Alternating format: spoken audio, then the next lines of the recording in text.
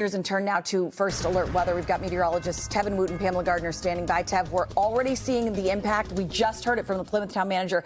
Lots of 911 calls. They've already got 20 plus calls for trees and limbs down. Yeah. And when he talked about the folks that are on the road that don't need to be, you have to stay on the road. This is something that's almost too dangerous for them to be on the roads. And please think about who you are putting at danger when you go out there. Those first responders that now have to come and rescue you are now at danger if you get stranded, if you get stuck, or heaven forbid, anything worse than that. I want to talk about the storm that we've gotten so far and the accuracy, too, that I think, quite frankly, the model's really honed in on midday on Friday. And this forecast is almost on the money, spot on quite literally when we talk about the benchmarks. That is the statistical peak or statistical sweet spot of where we see typical nor'easters, bomb cyclones really ramp up across New England. And this has certainly been one for the record books, too. Quite literally moving over that benchmark right now and still continuing to strengthen. This is 70 degrees west, 40 degrees north, and on that northwest hand side, that's where some of the worst snowfall and worst winds are.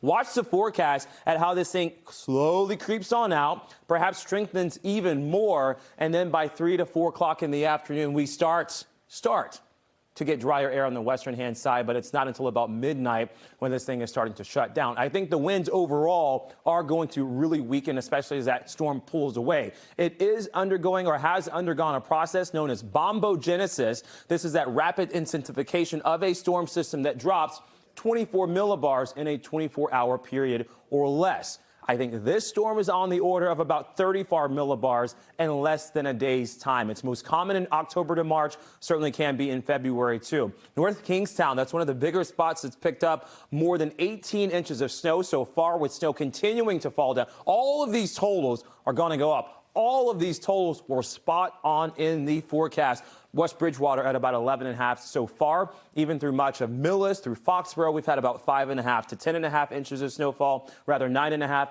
and still adding up even across New Bedford, too. Forecast-wise, we still have about 4 to 5 hours of the intense, the extreme. Snowfall rates will continue through noon and then fall off. This is in Taunton specifically, so please pay attention to that banner. We'll switch it out and show you Saugus. Your snow is not as intense, but still on the heavier side. It's just not as prolonged. If this were an average day, I think everybody would be throwing tomatoes at the weather team just because we're giving you bad news. This is certainly not an average day and not an average storm. It's also quite windy as well, so it's blowing a lot of this snowfall around, reducing those snowfall rates. Pamela, I'm just going to go ahead and call it. I think we have had blizzard conditions already across a lot of Plymouth County and Bristol County and Rhode Island, too. Yeah, lock it down, mark it on your calendar, too. This is a date we'll probably remember, hopefully for the better reasons. But unfortunately, we're getting some damaging wind, a lot of power outages, and those numbers will go up. Chatham to Norwell, 73 mile per hour peak gusts so far.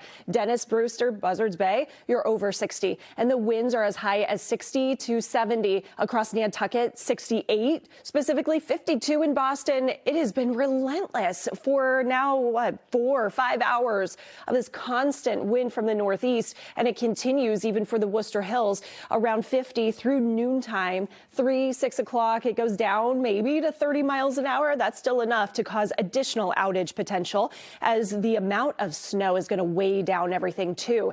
And the winds as high as 55 for Boston.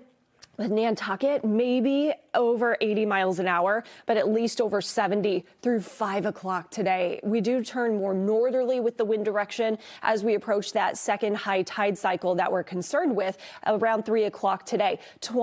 8-foot waves, 8 to 20, 24 down to the south near the center of that storm. And the storm is still strengthening, so these wave heights could even get more so amplified. 3 p.m. today, Revere to Boston. It looks like we're all right. Now, you're going to get splash over, but then once you get towards Hampton, New Hampshire and Gloucester, this is where you get minor flood stages.